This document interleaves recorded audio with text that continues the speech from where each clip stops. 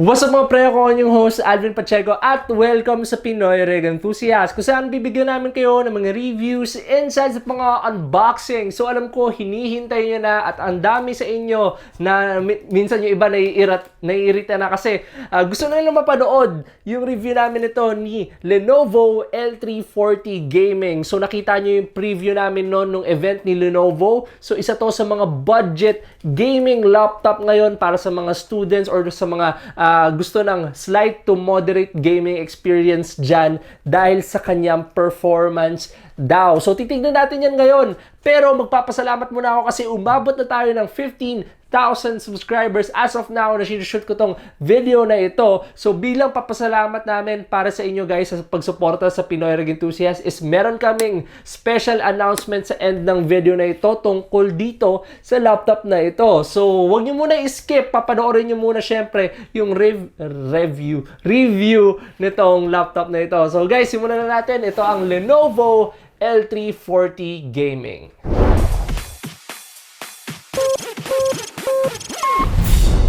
So ito na yung hinihintay nyo, yung Lenovo IdeaPad L340 Gaming. So available na to sa mga concept stores ni Lenovo and also sa kanilang mga authorized resellers. Kaya kung gusto nyo itong bilhin, available na to for the price of 49,995 para sa i5 version niya, which is itong i-review natin.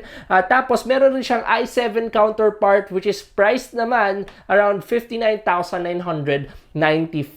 Ang pinagkaiba lang nito is yung i5 version is merong 1TB of storage. Yung i7 naman is merong 1TB of storage plus 128GB na SSD. So yun yung kanilang difference bukod sa processor. So ayun guys, simulan na natin to. I-unbox muna natin itong laptop na ito. Okay guys, so buksan na natin siya. May kita nyo dito na yung box niya is black and hindi siya masyado makapal. Meaning, wala tong kasamang bag kapag binili nyo. Unlike nung Lenovo 330S na mas mura pa actually dito, pero meron siyang kasamang bag. So ito, wala. So medyo sad lang kasi wala siyang freebies na kasama. So, ito, bubuksan na natin. Yung naman to. Ayan. Unang makikita nyo actually is yung kanyang foam at saka yung slot para sa charger. So, nandito naman sa gilid yung kanyang documentation. So, unahin muna natin to. Meron siyang kasamang safety and warranty guide and also the setup guide para sa laptop na ito. So, bukod naman sa documentation, nandito naman yung kanyang charger. So, makikita nyo guys na hindi naman siya masyadong malaki and also tamang-tama lang yung size niya para sa ganitong klaseng laptop. So, meron siyang 135 watts na power brick. So, nakalagay na yan dito. Hindi ko alam kung nakikita nyo yan. Medyo maliit. Tapos, ang adapter niya is, or yung connector niya is isang parang USB type to no? Na DC connector. So, hindi ko alam yung tawag dito, pero hindi siya yung kadalasan na bilog na connector sa mga charger ng laptop. So, ito yung kanyang charger connector. So, yung plug naman niya is isang 3-prong na plug. Ibig sabihin, kung wala kayong adapter or normal lang yung socket nyo, yung dalawang flat, is kailangan nyo ng adapter para dito, which is hindi naman included. Bukod sa charger at documentation is yung mismong laptop na. Again, wala nga itong freebies, kaya medyo malungkot. So, ilalabas ko lang. Ayan. So, ito na guys, na-unbox na natin yung L340 Gaming laptop. So, alam ko yung iba sa inyo napanood na yung video namin ni Sir Tristan from Lenovo sa event nila last time. Kaya sa mga hindi pa nakakapanood nun, introduce ko ulit sa inyo at i-overview itong laptop na ito. So, unahin muna natin siguro sa keyboard. So, makikita nyo, meron siyang blue na outline. So, para siyang nakabukas na LED pero hindi. So, ito yung kanyang LED pag binuksan nyo. So, pipindutin nyo yung FN tsaka yung space. Ayan. So, naka-on na siya. So, meron pa siyang isa pang level. So, basically, meron siyang low brightness tsaka high brightness. So, makikita nyo dito guys, yan yung LED ng laptop. So, medyo maliwanag yung keyboard niya. So, hindi kayo mamomblema kapag nagtatype kayo sa madidilim na lugar or di kaya na hindi nyo na makita yung keys or yung letters na pinipindot nyo. Hindi kayo mamomblema doon kasi matingkad yung kulay ng outline niya kahit na wala yung LED. At syempre, nakakatulong rin yung LED kung madilim yung lugar na pinagtatypan nyo. So, dito naman sa touchpad, makikita nyo, nasa bandang gilid siya ng keyboard. So, wala siyang buttons. Ibig sabihin, meron na siyang left and right click na built-in. Hindi na yung separate na dalawang button. So, ito yung kanyang touchpad. Meron siyang normal touchpad design which is matte. Hindi siya textured. Tapos, ang problema ko lang sa touchpad nito is medyo hindi siya nakakapag scroll or medyo choppy siya minsan kapag ginagamit nyo. So, syempre, mga gamers natin dyan, hindi naman kayo gumagamit ng touchpad. Gumamit na lang kayo ng gaming mouse or yung mga mouse na gamit nyo kapag maglalaro sa laptop na ito. Sa mga nagsisurf naman, I think mas okay pa rin or convenient pa rin yung touchpad kasi medyo flimsy rin siya tulad ng Lenovo 330S laptop na nireview natin last time. Kaya kapag in-overuse nyo yung kanyang click ng left and right, feeling ko lulubog rin to kapag na luma. Yan. Okay? So, usable naman yung kanyang trackpad pero medyo choppy lang. So, ito yung ating sound test para sa keyboard tsaka trackpad.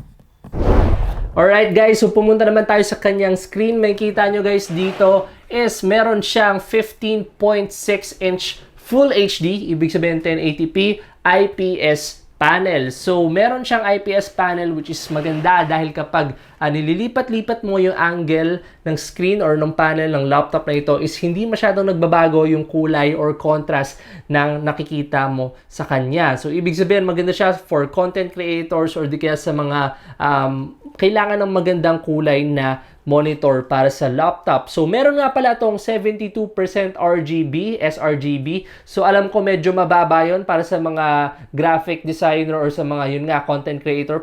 Pero pwede nyo pa rin naman siyang i-calibrate. So, wala lang tayong pang-calibrate ng monitor or ng panel ngayon, kaya hindi natin nagawa yun. Pero, out of the box, 72% sRGB siya. So, yan yung kanyang screen. Sa taas naman ng screen, makikita nyo dito, meron siyang webcam. So, yung webcam niya is merong, makikita nyo, move ko dito, meron siyang built-in privacy filter or privacy na parang cover. So, alam nyo, yung mga laptop na nilalagyan nila ng tape, yung webcam nila kasi ayaw nilang ma-spy sila or baka may nagmo-monitor sa mga webcam nila. Ito, meron siyang built-in na protector or kanyang parang panel na humaharang mismo doon sa camera nyo. So, okay na okay to kasi yung iba, naglalagay pa ng tape. So, dito, hindi na. So, hindi masisira yung aesthetics ng laptop nyo kasi meron na siyang built-in na panel or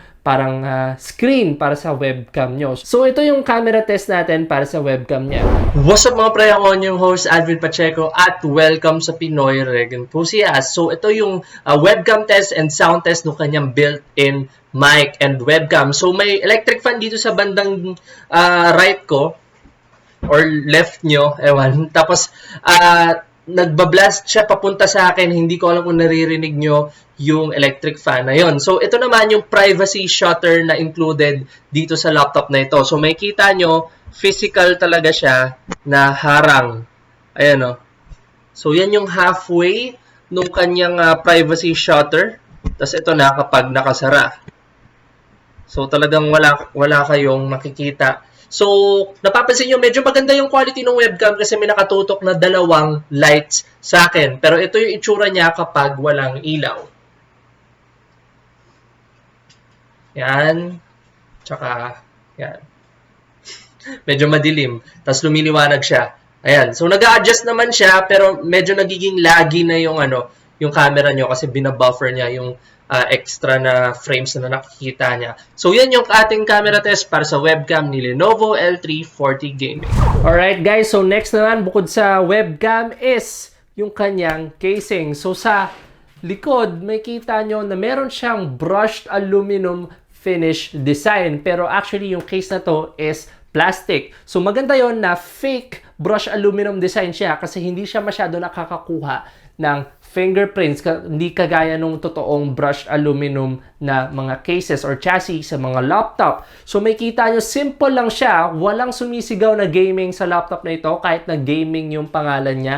So sleek, design by Lenovo na meron lang Lenovo logo dito sa gilid. Yan. So yun guys, actually yung motto ngayon ni Lenovo is stylish on the outside but savage on the inside. So yung mga gaming laptop na nirelease nila is almost the same lang rin dito sa L340 Gaming. So simple lang, wala masyadong RGB yung mga case at saka hindi siya agaw sa mata. Kasi gusto ni Lenovo, stylish siya, hindi yung laptop na sumisigaw ng gaming. Of course, mga students natin dyan or mga employee or mga workers na gusto ng laptop na makakapaglaro sila at makakapag-work at the same time pero hindi yung parang pinagtitinginan sila lagi. Kasi isipin mo, nagtatrabaho ka pero gaming laptop yung itsura ng laptop mo, parang sasabihin lang siguro ng boss mo naglalaro ka sa office. So, ayun guys, yan yung kanyang chassis. So, pumunta naman tayo sa I/O ng laptop na ito. So, may kita natin dito guys, of course, unahin natin yung kanyang charging port kung saan obviously isasaksak nyo yung power brick nyo. Tapos, meron rin ditong LAN port para sa internet, HDMI kung magmo-multi-monitor setup man kayo gamit ang laptop na ito. Tapos, dalawang USB 3.0 Type A port. Meron din tong 3.5mm jack dito. Ayan. At ang kanyang USB Type-C connector. Tapos may dalawang LED indicators dyan sa gilid. So, yun yung kanyang I/O. So, pumunta naman tayo sa ilalim ng laptop na ito. May kita nyo, meron tong tatlong rubber feet. Isa dito, tsaka isang mahaba dito. So, nakikita nyo, may rubber feet siya. Of course, para hindi mag-slip ang mga laptop nyo kapag ginagamit nyo. And also, may exhaust siya dito sa baba. Meron na rin pala siyang exhaust doon sa kanyang screen. So, banda dito. Ayan, kung makikita nyo yan, yung blue dyan, yan yung part rin ng kanyang exhaust. So, ngayon, bubuksan naman natin yung ilalim ng laptop na ito. So, para buksan ang loob ng laptop na ito is kailangan mo lang tanggalin lahat ng screws gamit ang isang Phillips screw driver. So, after nun, huwag mo kakalimutan yung mga naka-angle na screw kasi meron din siya sa bandang harap. Pag natanggal nyo na lahat ng screws is ipapry nyo lang siya dahan-dahan. So, ito yung magiging output nyo. So, ito yung layout ng kanyang laptop kapag binuksan. So, makikita nyo dito sa baba is yung kanyang battery. So, kapag nag-gaming kayo sa laptop na ito, meron tong runtime na 1 hour and 4 minutes. Yung test na yon is naka-max brightness yung kanyang screen, naka-max volume din, naka-on yung LED backlit ng keyboard, at saka may nakasaksak na USB na mouse. So, yung 1 hour and 4 minutes na yun for gaming is actually pretty decent para sa battery na merong ganitong size. Meron naman siyang 1 hour and 40 minutes na runtime kapag nagsisurf lang kayo or nagmo-movies or music. Pero same pa rin yun, may nakasaksak na USB at naka-max lahat ng pwede i-max sa laptop na ito, yung mga ilaw and volume. So, ang total charging time naman ito is 2 hours. So, pumunta naman tayo sa hard drive which is makikita nyo dito. So, itong hard drive na ito is isang Western Digital 1TB na hard drive. So, ito yung benchmark natin para sa hard drive na ito. So, makikita nyo meron siyang decent speed pagdating sa read and write. So, typical speed lang ito ng mga 2.5 inch na hard drive. So, nothing special about that. So, katabi naman ng battery, may kita natin dito is yung kaniyang speakers. So, meron rin dito sa kabila. So, ito ang ating sound test para sa speakers na ito.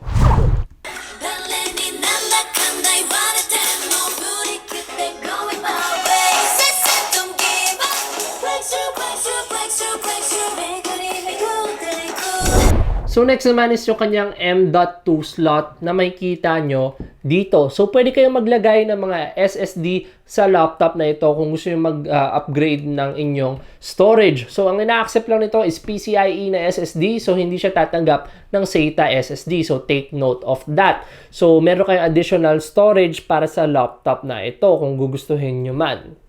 So, bukod sa mga M.2 devices na pwede nyo malagay dito, nandito naman yung kanyang RAM. So, makikita nyo, meron siyang chrome na or metal na cover na pwede mong tanggalin. So, dahan-dahan nyo lang siya tanggalin at makikita nyo yung mismong RAM nyo. So, ibig sabihin nito, wala kayong additional slot para mag-upgrade ng RAM at hindi rin kayo makakapag-dual channel para sa laptop na ito kasi meron lang siyang isang slot at isang stick na available. So at least hindi siya sorted in or naka-built in sa mismong laptop kaya mapapalitan nyo pa to.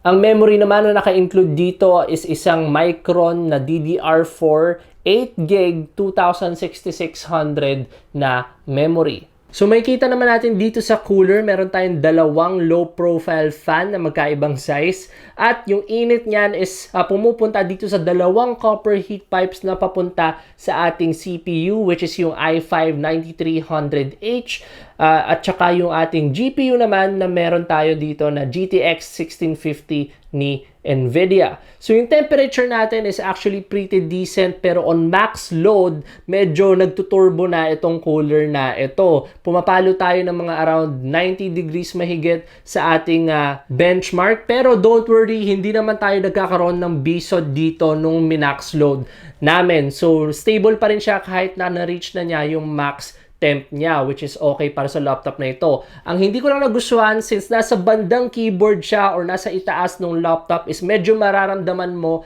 yung init kapag naka-full load na siya. So, since ang FPS natin is nasa WASD keys, mararamdaman mo yung init ng laptop na ito sa keyboard. So, kung ayaw mo nun, is gumamit ka ng external na keyboard para sa laptop na ito.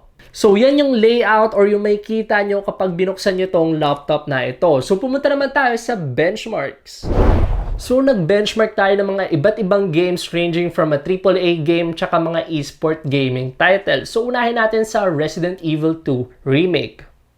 Nakakuha tayo ng above 60 FPS sa game na to on average, which is grabe namang ako dahil naka-high settings yon at wala tayong masyadong nakitang drop frames nung bine-benchmark ko yung larong yon. So okay na okay siya since naka GTX 1650 nga tayo by NVIDIA, na run niya ng maayos yung Resident Evil 2. Sa mga esports gaming titles naman natin, unahin natin sa mga Steam games. Nag-benchmark tayo ng Dota 2, Counter-Strike Global Offensive, at saka ng PlayerUnknown Battlegrounds. Sa mga games na yun, nakakuha tayo ng 60 to 90 FPS on average, which is sisiw na sisiw lang para sa laptop na ito on 1080p with varying high settings at high presets sa mga games na yon.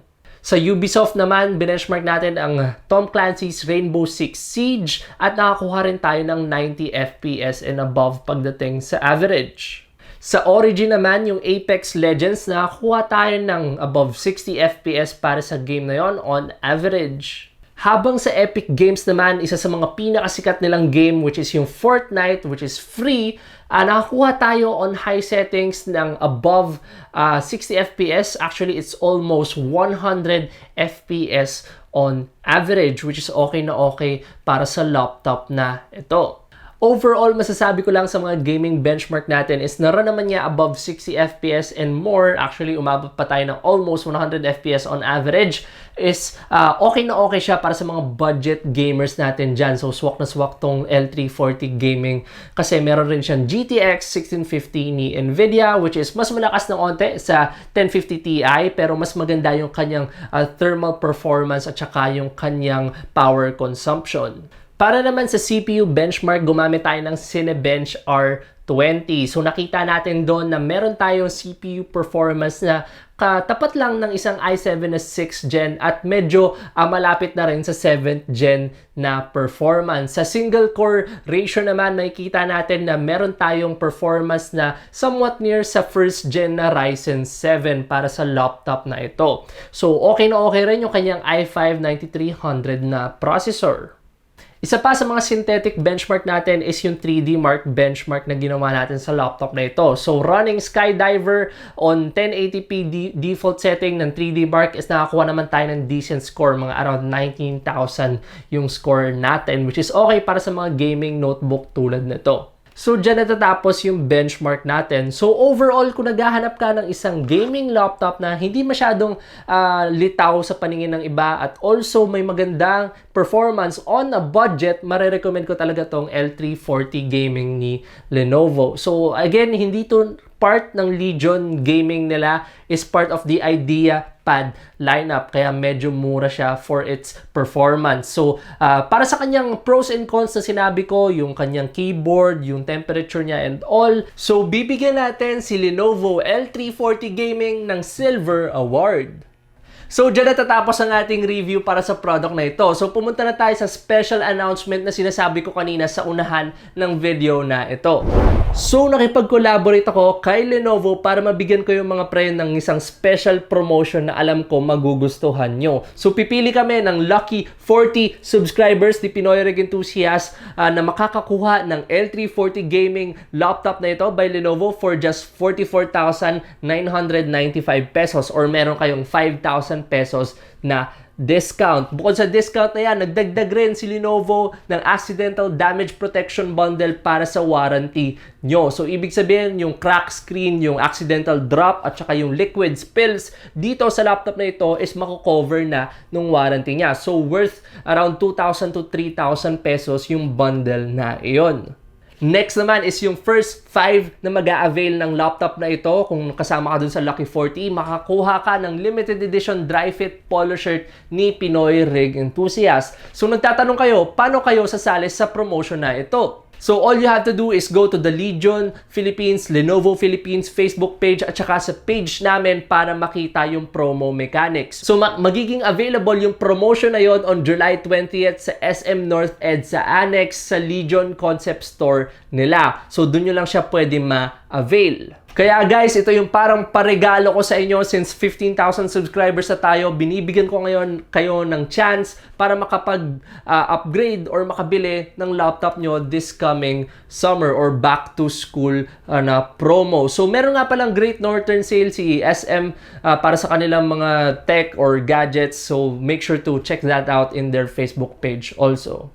So guys, in summary, pipili kami ng 40 lucky winners para makapag-avail ng L340 Gaming i5 variant for a lower price. Also, magkakaroon sila ng freebies para sa bundle na ito at saka yung limited edition polo shirt ng Pinoy Rig Enthusiasts. So guys, ano pa hinihintay nyo? Pumunta na kayo sa Legion, Lenovo, Pinoy Rig Enthusiasts page para ma-check yung promo mechanics. Baka ma-miss out nyo yan at hindi na kayo maka-avail yung laptop na to. Sayang naman. So, ayun guys. Kung nagustuhan nyo itong video na to, i-like nyo. Kung di naman, i-dislike. At huwag nyo kalimutang mag-subscribe. Kung may mga tanong kayo about this laptop, make sure to ask Lenovo Philippines, Legion Philippines, or di kaya mag-comment kayo sa comment section page ng channel na ito para sagot kami. Makapagsagot kami. Or di kaya mag-comment kayo sa comment section down below para masagot namin yan. Kaya guys, kung nagawa nyo na i-like, dislike, comment, subscribe. Maraming salamat mga pre at see you on the next episode. Maraming salamat ulit. 15,000 subscribers na tayo. Thank you guys. See you on the next one. Oh!